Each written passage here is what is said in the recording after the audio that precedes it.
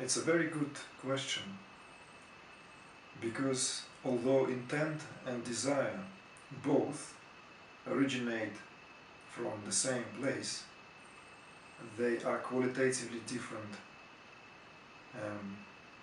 energies that are born within the deep layers of the psyche of the mind. Let us first have a look what is intent and what is desire in its essence and in its original state. Basically, desires are the spontaneous residues that rise to the surface of the mind in forms of thoughts, and they belong to the sphere of accumulated impressions that we've gathered throughout countless years and countless incarnations.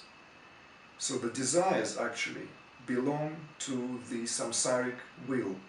They belong to that kind of mechanism of experience, impression, desire, experience, impression, desire. It's a trigger mechanism. One follows the other and gives birth to the next one. Intent is qualitatively different, because intent is something which is consciously recognized deep in the recesses of our mind at the point where thought is yet in undifferentiated state. And at that point, a certain conscious effort on the part of our mind formulates the intent in the form of a concrete action to follow, a certain pursuit to do. In that, there's a big difference between intent and desire, because essentially we could say that desire is a mechanistic process. Desire is something that comes from the deep down and has no control over it. We have very little control over the actual process itself. However, with intent, not only we have a control over it, we are mastering the quality of intent as it rises up to manifest as a concrete thought, idea, or a cause of action. Now,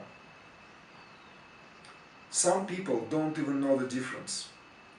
For some people, the intent and desire so intermingled that they absolutely have no way of distinguishing which one is a desire and what is the intent. The reason for that is because everything, both, as I said earlier, the desire and the intent come from deep within the psyche. As they rise to the surface, the mind, the layers of the mind, when they recognize the vibration of those sort of energetic qualities as thoughts, picks certain impulses which mind interprets as its own thoughts. So what we call intent is interpreted by the mind as a certain course of action that we're about to undertake, because we consider that to be an intention on our part, thence the intent.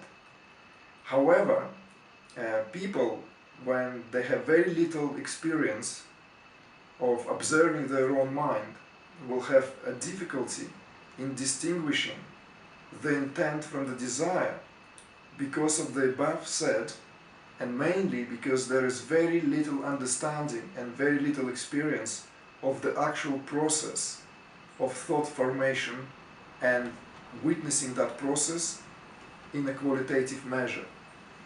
So in other words, people who don't meditate, people who don't have that kind of place from where they can observe the rising and subsiding of thought patterns, it will be very hard to distinguish between what rises automatically on its own accord as a residue, and what rises there as a conscious effort of the mind in order to commit to a certain action.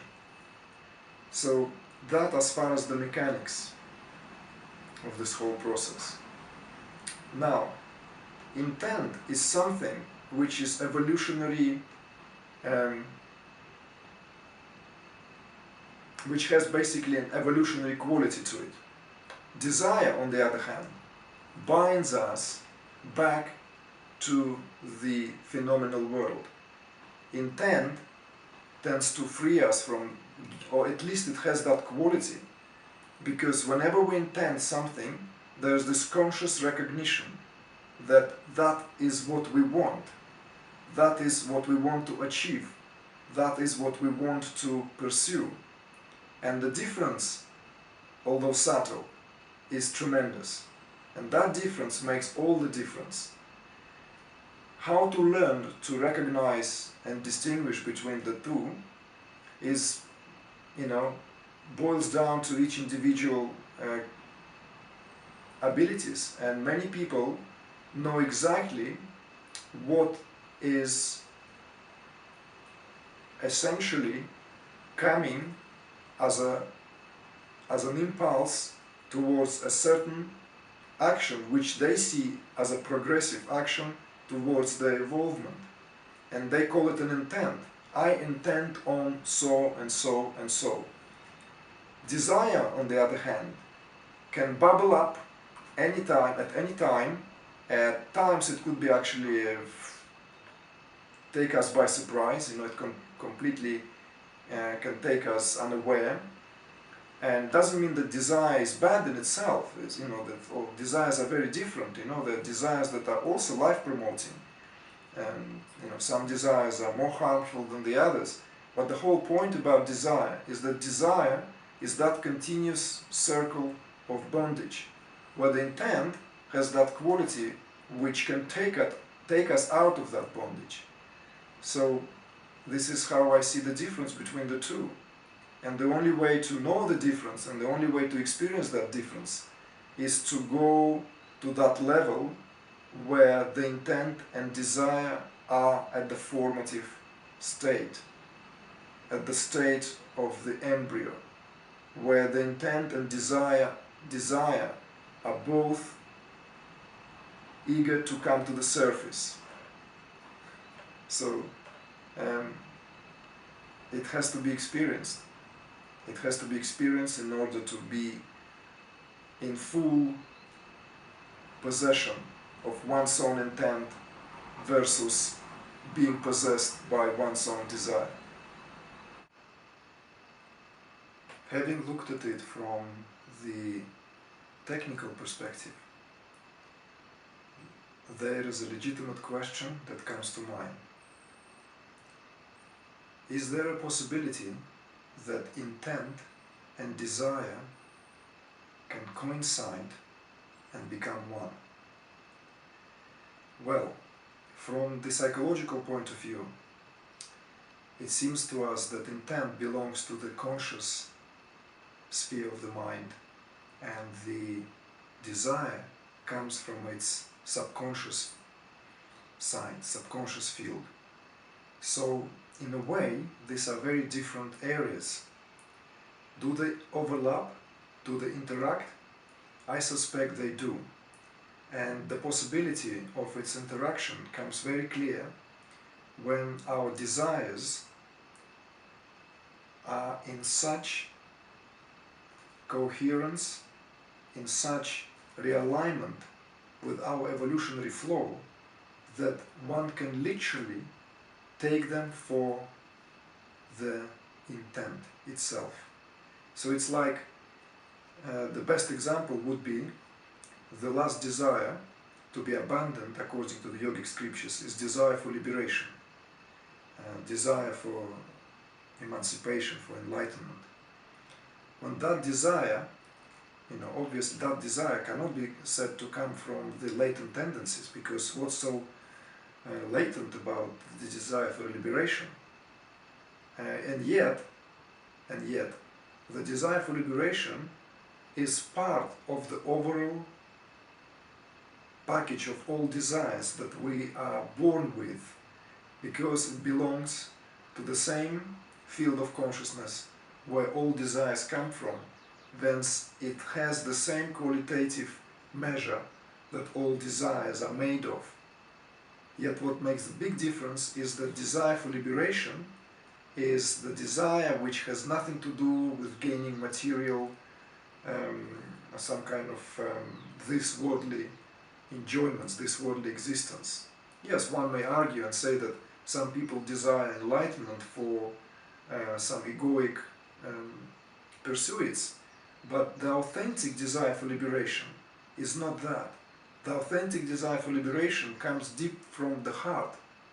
It's a very pure desire of consciousness to know itself. The individual consciousness wants to know itself. It wants to become one again with the originating field of its original vibration. So it's like something which is already there, something which is already the source of the projection, wants to project itself backwards. So it's like a kind of a very peculiar process. But we're not going to focus on this in this particular conversation. We're going to go back to the intent versus desire.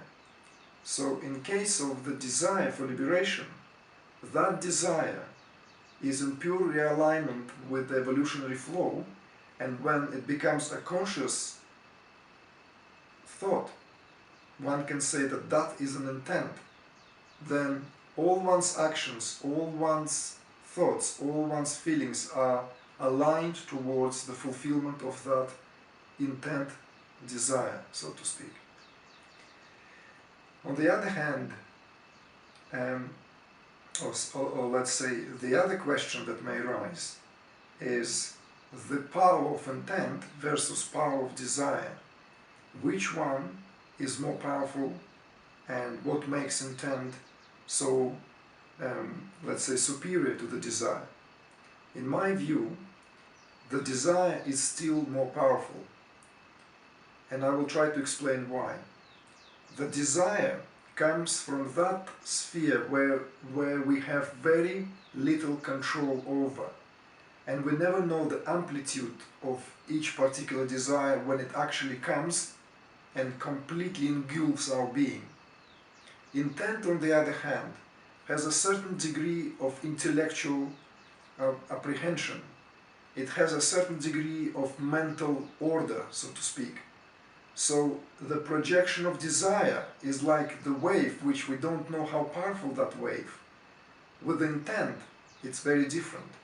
And of course, it takes years of practice, perhaps, to be able to generate the energy in the intent that will equal to the energy of the desire in its pure, raw, essential outcome.